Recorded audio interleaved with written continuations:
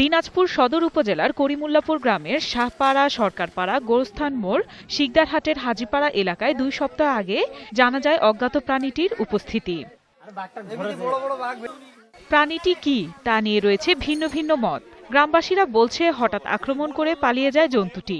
মাটিতে দিয়েছি, চিতে উঠাই নিয়েছি, উঠাই নেওয়ার পরে মনে হয় কি আমার ভাটাম করে একটা জোরে ডাং দিলি, বিড়ালের মতন আসে একটা ঘক করে মনে করে কামে টুটি ধরবে, চাই টুটি না পারে তখন এই জায়গাটা ধরি এরকম চিড়চুটকি শেষ করে দিছে। দুপুরবেলা ঘাস কাটতে গেছিলাম, তখন ঘাস কাটতে কাটতে পিছে পাখ থেকে এসে কামড় দিয়েছে।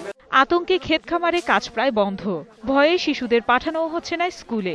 এলাকাবাসী দল বেঁধে দিচ্ছে পাহারা। নেকড়ে বাঘগুলো দেখা যায় না, ওই ধরনের কিছুটা মুখটার মধ্যে আমার আজকেই সকালবেলায় কিন্তু আমার আম্মা দেখতে পাইছিল। বাঘ বেরিয়েছে, সবাই তো আতঙ্কিত, বাচ্চা কাচ্চা নিয়ে বাসা বাড়িতে থাকতে পারি না, গরু বাছুর বাইরে করতে পারি না, ভয়তে খুব ঘুমে আসে না, কারো কারো কেউ বলতেছে যে বাসায় যায় কামড় দিচ্ছে।